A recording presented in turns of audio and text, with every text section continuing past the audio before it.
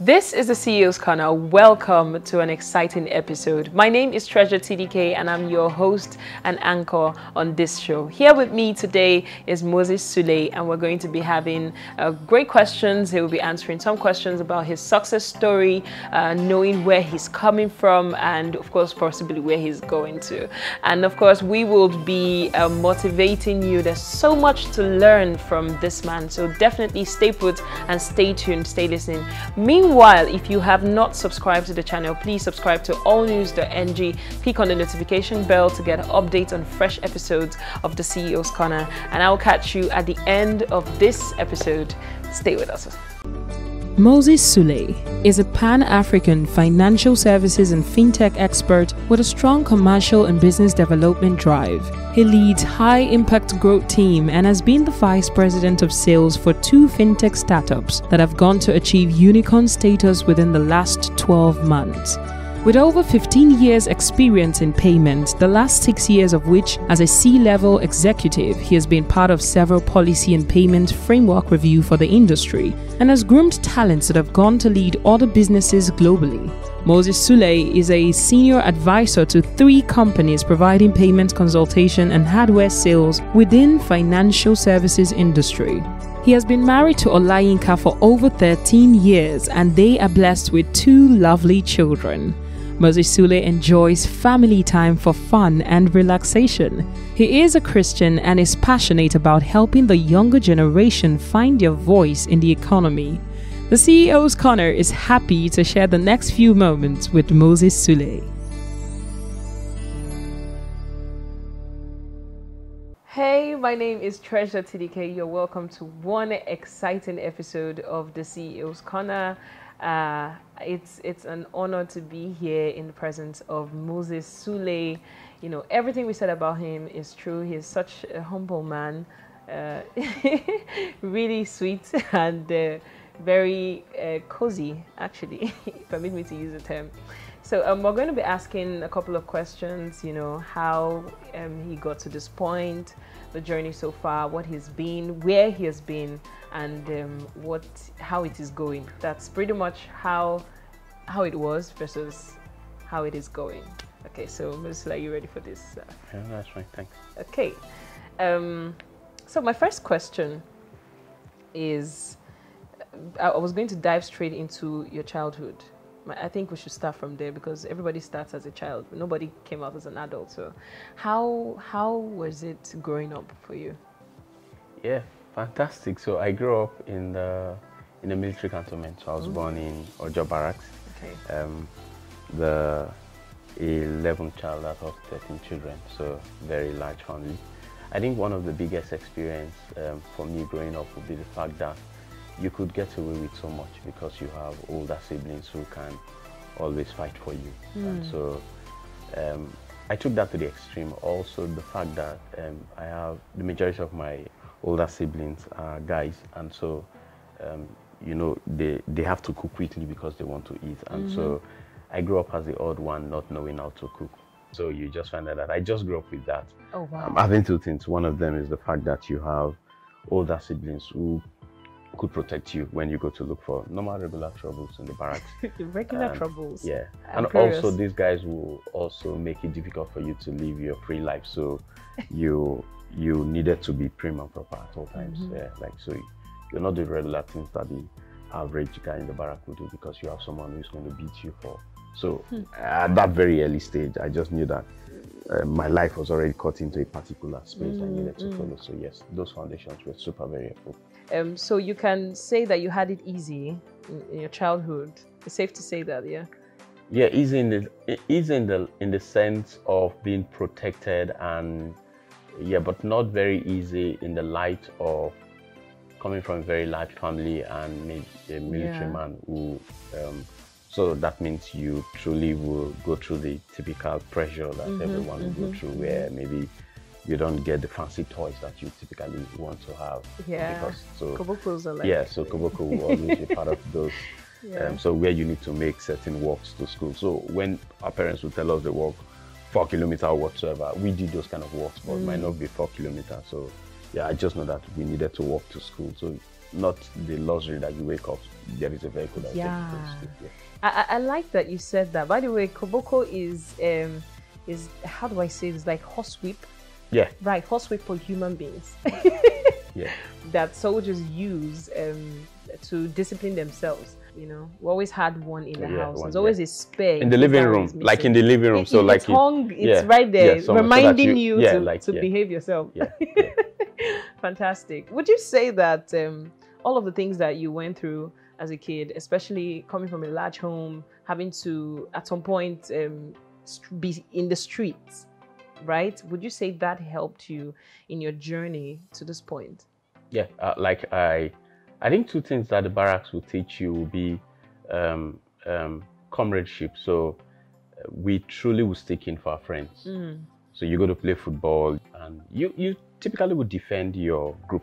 Yeah. And so you know this example of maybe boys playing football and somebody just one shot, louvers is gone flying. Yeah. Or like, we typically would not say this was the guy. Yeah. Like every one of us would just camp out our house. Or when they come in, who's done it, like we're all there. Yeah. And so it will teach you that level of protecting the common unit.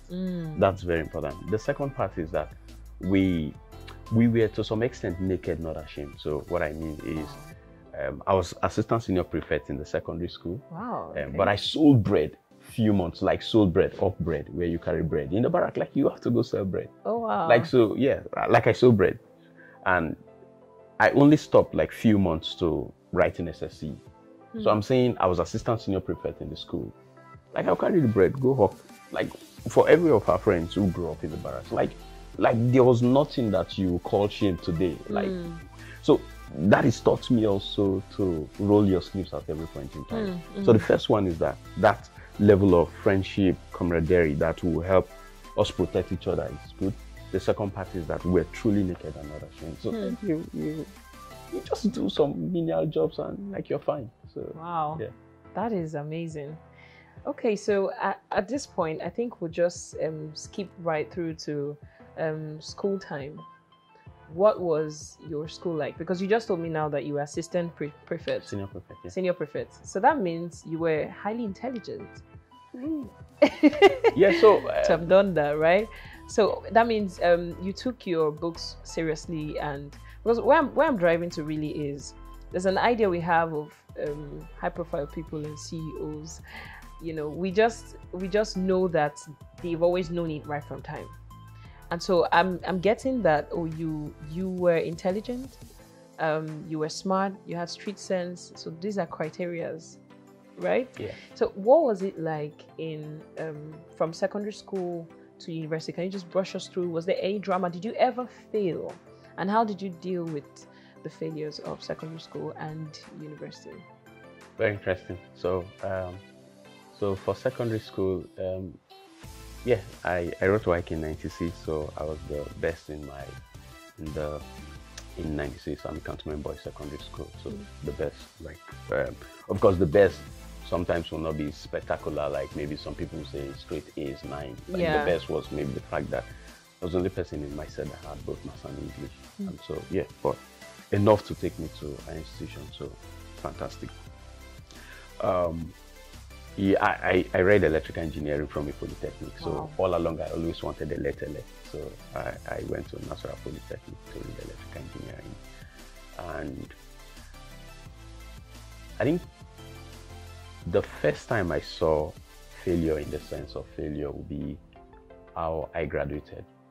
So yeah, and always I was always very good, like very good. Yeah. So, and I think 2 weeks to my final exam, there was an accident that involved our fellowship bus where someone in our fellowship was driving a bus and ran into a 17-year-old girl. The bus, the wiper lacerated, and like she didn't die the first, but by the next day, she was dead. And oh my God. Yeah, so we needed to take responsibility, especially a few of us who were part of the executives in the fellowship, in terms of running around and sorting out the bail, going to work with the family to bury the young girl. And so 2 weeks to my final exams, and it really affected me. So I left with a lower credit, and I think one of the biggest words I got was my immediate younger brother sending a message to me to say, you remember the Bible say, I humbled you through the wilderness so that you will not say my own hand has given me wealth. Yeah. And so it's the first time I was experiencing not maybe having maybe a distinction, what we typically call, or upper credit, very what you call your 2-1 in university, like upper credit. I was always on upper credit, maybe working towards getting the distinction. And you collapse to lower credit, which is your 2-2. And so I graduated with a 2-2 from, with a lower credit from Federal Polytechnic, etc. And that singular word that my younger brother sent to me, the scripture, I think it's one of the best words that truly came. And maybe when some of my siblings will listen or maybe watch this video, maybe some of them will find out that I didn't graduate with upper credit because the assumption was I was going to live with that. So everyone who assumed I was going to live with that, fine, they continue to assume that because you never told anyone. Yeah, I told the ones who asked. So like if you didn't ask, I didn't. But for the ones who asked, my eldest brother who I grew up with in Abuja, like he knew. But like for every other person, we just assumed, yeah, that's fine, work with that. Because like I wasn't like the very dull guy, very very smart. But I'm saying experiencing that particular stuff truly, and my brother sending that text always helped me to see that there was always going to be light somewhere, and we've seen more of that light and we continue to see the light. Wow, so that is how you dealt with failure at that point. That was major, and that's really important. It shows to me that you actually take words. I mean, you were motivated, is that the word to use, at that time when you heard that, when you were given that scripture, was it? Yeah, motivation is one word, but the other part is just knowing that there is something that is larger than life, and so the connection to God. So at those times, you typically will now begin to play back some of the times you've been there for people, some of the times you've gone to. Like, so I grew up as a fellowship guy in school, so like fellowship guy. Church boy, yeah. Yeah, church boy. So where we typically go to a place where they call Gethsemane.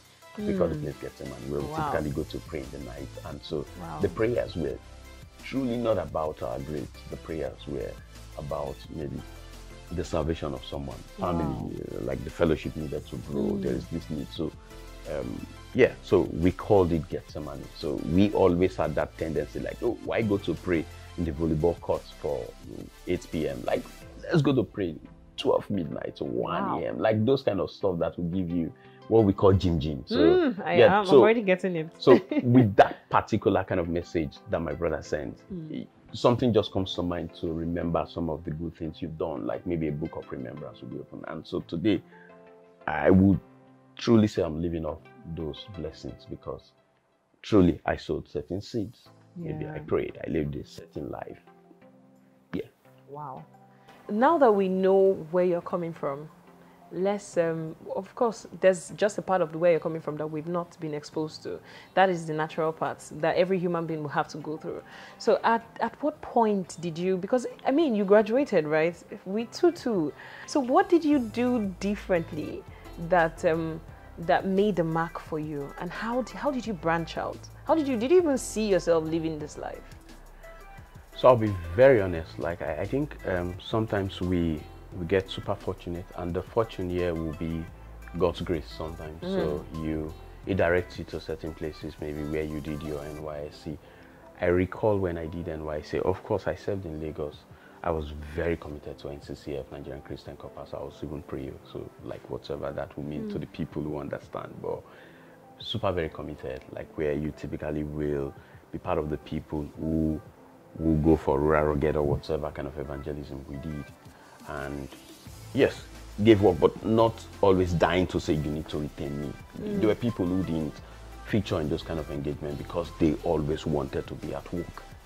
Yeah, so remember that the typical average employment stuff will say you need to have a 2-1. So the odds were stacked against me in that light. So the only thing you could always do would now be just continue to live life, enjoy life. And so I was retained, and so I got into e-payment by stroke of luck. And so today 15 years ago, where we're doing electronic banking and all of those stuff, and you see the future that we continue to experience today. Yeah. I was super fortunate to have started in the future some 15 years ago, where after service, the first place I worked, I was doing electronic banking, and we've seen electronic banking moved on from whatever it used to be to digital financial services, to fintech and all of those stuff. So, yeah.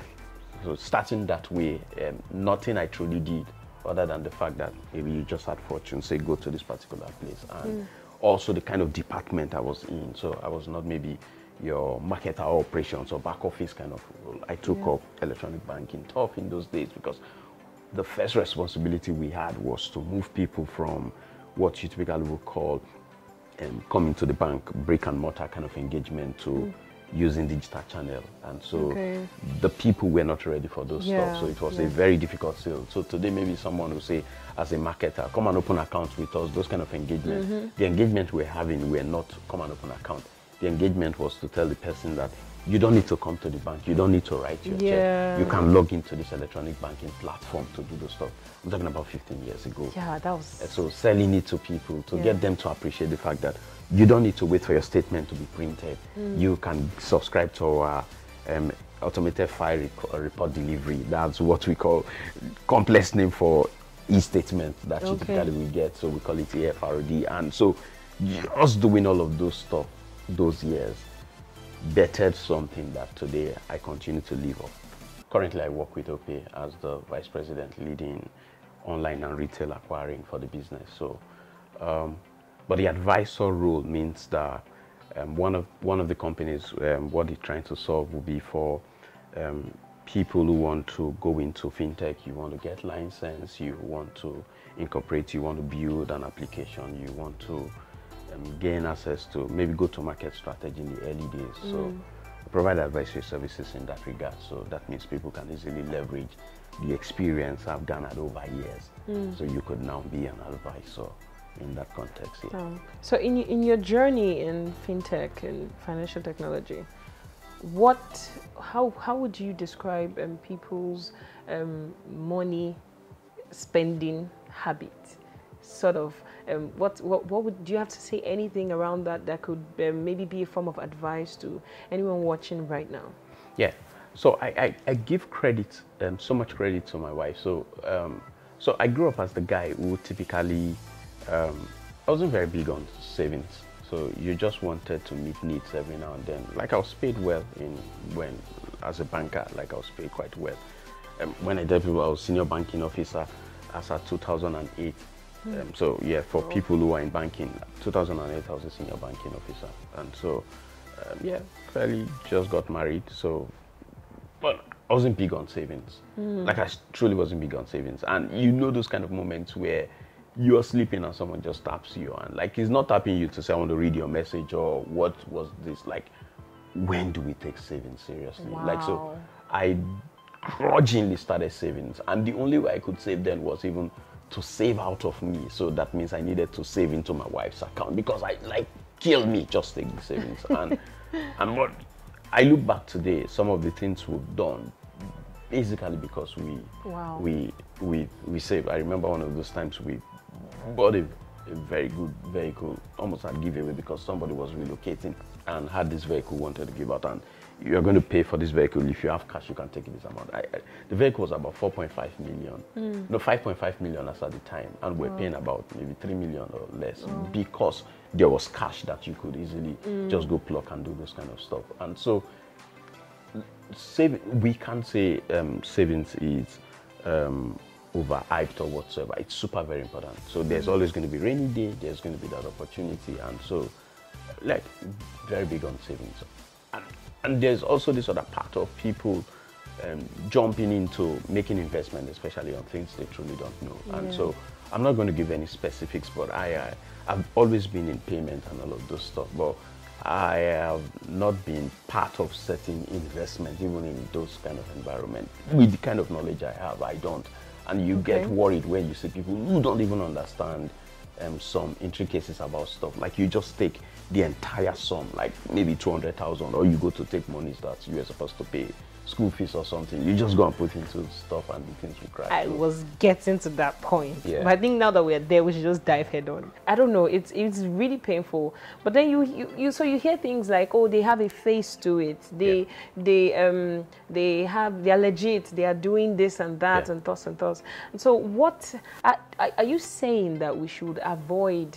There's a name that they call. So there's always going to be high risk, high reward kind of stuff. So where they say the more the risk, the better the reward. Yeah. Right. So we get into the fact that testimony, as somebody said, I did this particular stuff. Let's even talk about maybe the pyramid kind of schemes where someone the person is not trying to fleece you. Exactly. The person is also gotten rewarded, and so you could truly feel the tangible reward, and that is not enough reason to go into it.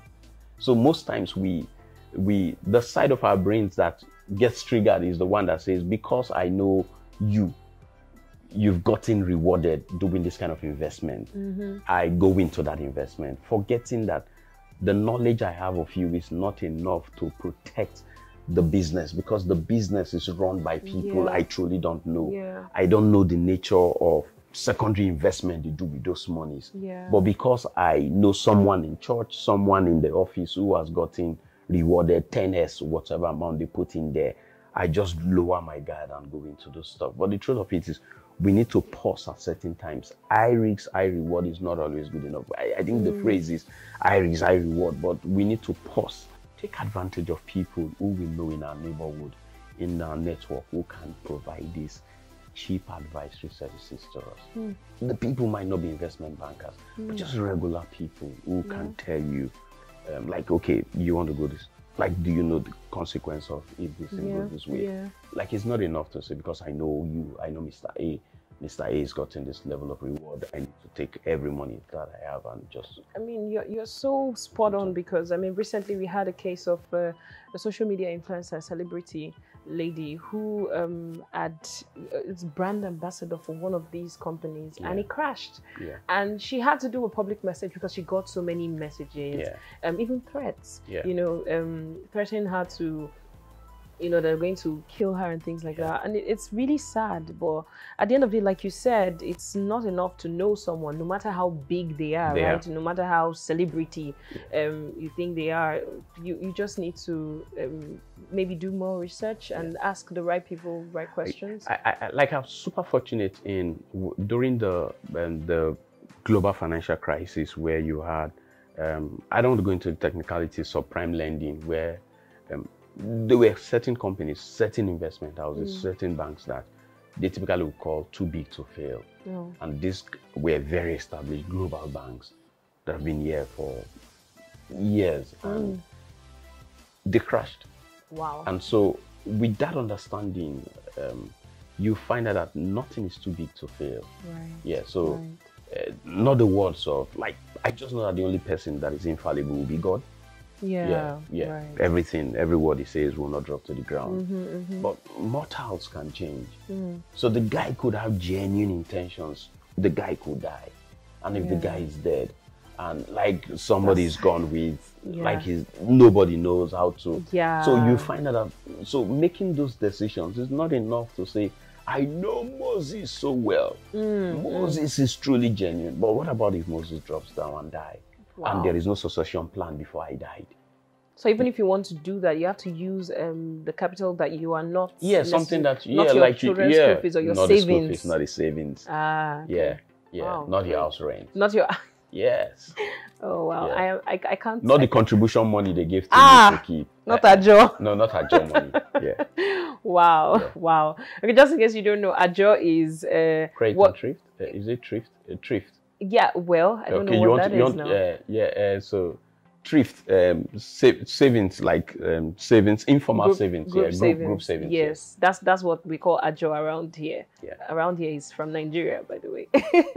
Okay, thank you very much. It's been an awesome time, talking with you. Really, there's so much to learn. I feel like we have so little time and so much to say as well. But I want to ask, would you say at this point that you are, I know that you probably aim for the stars. Maybe you want to go to the moon one day and spend 2 days holy vacay, you know, and that kind of jazz. But would you say, when do you think you would stop dreaming? I think the church guy in me would typically come out. So where there is a scripture that says that the path of a just man is like a shining light that shines more and more onto the perfect day. So that means we've not seen the perfect day. And so that means every single day is an opportunity for you to become better. The second part is the reason why we get wealth is purely to distribute and also to communicate. And so I think that is the one part that is super very difficult. Sometimes people are good with distribution of wealth, like to say, oh yes, you give things out. The other part is the communication. People like complexity. Like, I want you to feel like, hey, it's because I understand further mass, like those complex kind of stuff. That's why I'm the place where I am today. And so the more we make things complex, the more we expect people to respect that this guy is very knowledgeable. But for me, it's very important to be able to communicate in a very simple way. So I'm saying I dream every day because it gives me opportunity to meet with younger people, to give them that, maybe the burden to, just to tell them that it's possible. I went to a polytechnic, I had a lower credit, I grew up in the military cantonment.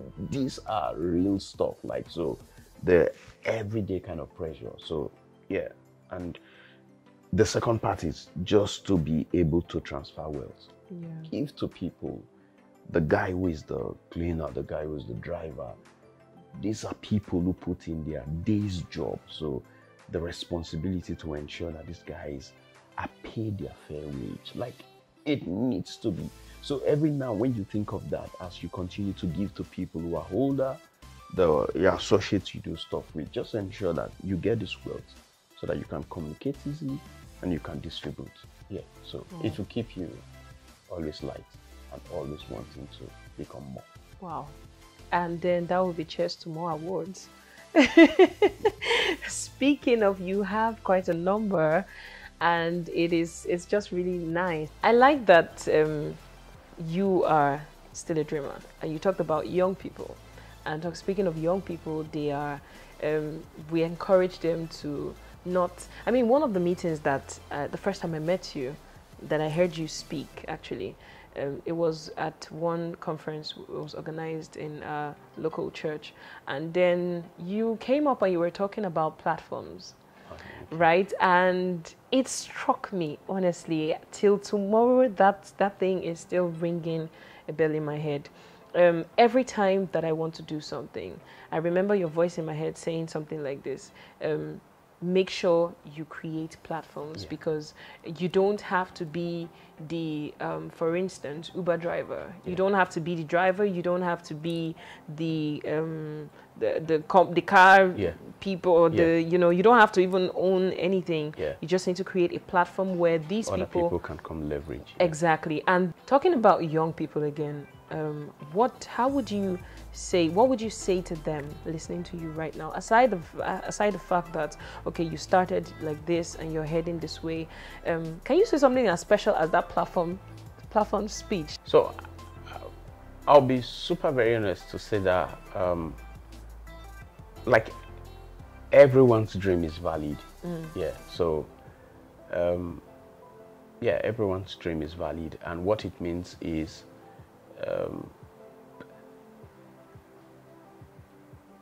when we look at Diamelim, this guy, like, so TikTok, so not a word is uttered, just does this, and so like, we grew up knowing that you need to become a medical doctor. I grew up at the point where you have to do a letter. I graduated at the point where you need to get a bank job. Some folks graduated at the point where you need to work with any of the telcos. And today we see fintechs with very funny names, like you can't resonate, like go to those places to work. So I'm saying for every young guy, there were people before us who wanted to work in oil companies. The people in my wanted to work with the banks. Yeah. Some people wanted telcos. And today, so you could decide to work with any fintech. You could build, so talking about the platform stuff, it's saying you could build something when you see something that is a pain point every now and then. You get angry about those stuff. You could fix it by building something. And so building, sometimes the complexity of building is gone. So there was a time where we needed to outsource technology, maybe to India, where you needed to get smart developers. Today, there are people, the friends close to you. Someone is doing design. Someone can do back end. Like, just get people together. Let's collaborate. For us in payment is collaboration. So every time you see fintechs, we truly don't do those kind of competitions that you will see the people above us do. Because you find out that we have friends who work in certain environments. So you want to wake up and call your friend to say, how are you guys fixing these particular problems? And we love sharing. And so the young people always share that little idea you have. Talk with your friends. Reach out to people who are older, people who you think are smarter. Every single opportunity, reach out to hear what they are saying. But most importantly, partnership is more of collaboration. So don't disdain your friend. Like, don't disdain that guy because you can't explain what he's doing. But someday, the guy could be learning something that could become useful for you. And those things you could leverage without paying so much money. The guy can build it at that small level. Don't be afraid to build something. Truly don't be afraid. One last thing before we bring this discussion to a close. How about the people that say things like, you need money to make money? So for instance, you're talking about building, and then somebody is saying, whatever I want to build needs money to build it. So how am I supposed to get money? I've gone to meet my uncle. I've tried to tell them the idea and all that kind of jazz, which, by the way, at the end of this, you're going to be doing an elevator speech for us about one of your favorite products. But right now, what do you have to say to somebody listening and to you and asking themselves, where do I get money to start building what I need to build? Yeah, so we always remember maybe economics 101, land, capital, like all those kind of stuff, the things you require to be an entrepreneur. And so capital, like we always think in capital. And if you go back, like piggyback on the last thing I said, talking about leveraging people around you. So there is this opportunity to come by without money. So I can imagine some very smart guy who is building something and is thinking to take it to the market. If you come to me, I can help you take that particular idea to a particular market. So in the fintech environment where people go to Y Combinator to raise money, and when you raise maybe $200,000, it's not just the money, it is access to market, and that is super very important. So it's not just the money, it is that this small field, how can I get people to use? I tell you, practical example, someone in the church, one guy in the church walked up to me to say he's going to make one native dress for me. Like, so he made the dress for free. Like, I pleaded with him to get, he wanted me to wear that dress. Fantastic guy. So like every now and then, my IG page, if I wear any clothes, I just say Guam clothings and all of this stuff. And today, beyond him making for me, maybe for my family, he's gone on to make for people outside Nigeria. So every time I maybe travel out and people like the dress, if I can't give them the one I'm wearing, I make sure I get their sizes. Every time people come into Nigeria, maybe they say, oh, who's your tailor? Gone are the days people drive to maybe Akerele to see where you buy those boo-boo and all of those stuff. Now, Emmanuel can just tell the person, okay, fine, let me just see your picture, make something very beautiful, DHL it to the person. So I'm saying, he started with him reaching out to me to make something free. I truly wanted to pay him. And so the only way I could pay him was to say, okay, if I make a second one, I'll pay you. Like, I make sure I pay him. But I'm saying, just look at him doing that particular stuff. Somebody might be busy talking about capital. I need to get the machine. Emmanuel didn't have that machine. So that means he was working off a particular place where he was learning. And so I'm saying, you must grow by taking advantage of the networks you have. So the guy who is saying, I need capital, get someone to help you build a website. someone you know who can take a gamble on you. You have completed a particular stuff, you need someone to take it outside. Meet someone within your network. So sometimes we're always thinking, how can I meet this big celebrity? No, start from your own. Like, start from the guys you know, maybe in your church. If you are a Muslim, in the mosque, in school, like, just meet with someone who is a step ahead of you, who can take you to more people above your network.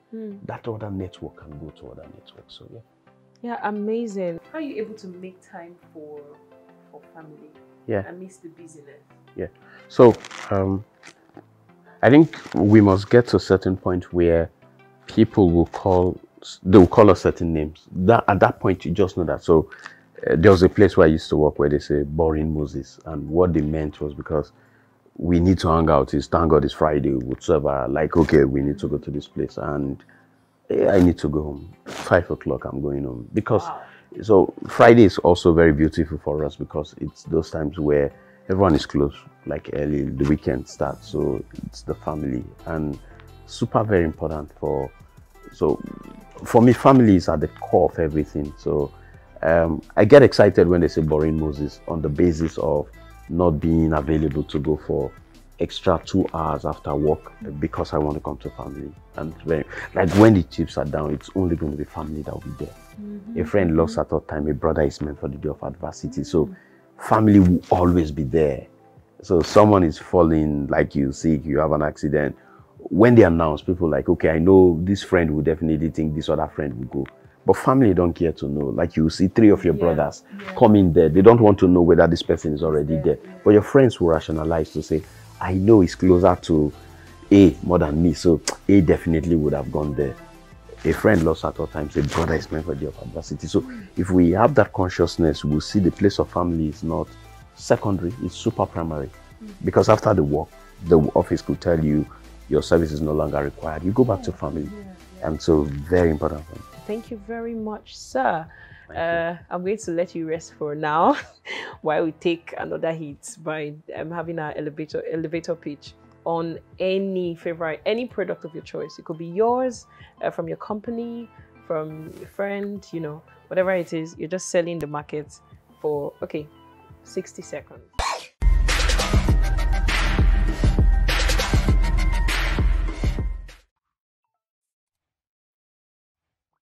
Okay, so I'll talk about I'll talk about payments, and so maybe building a Pan-African payment platform.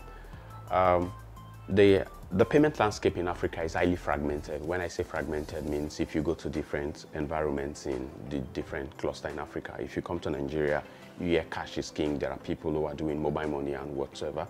If you go to East Africa, you talk about M-Pesa because of the success of 30 seconds Safaricom. More. If you go to Egypt, you see direct debit, maybe card network if you go to South Africa. And so at Flutterwave, the early days of Flutterwave, we were building a single API that will allow a business to be able to accept payments across multiple countries using the same API. So I don't need to worry about going to Ghana to integrate to Ghana. Go to South Africa, I can integrate that single API so that consumers can accept payment across with that single API. Thank you. That was amazing. Thank you very much, Moses Sule, for joining on this awesome episode of the CEO's Corner. It's been an amazing time with you, sir. Thank you. I hope that we can have you one other time. I'll be honored. When we can play games more. All right, we have come to the end of this segment, and I hope that you were inspired. I hope you were motivated. In fact, I am more than excited. I think I'm ready to take my world and be the best of myself.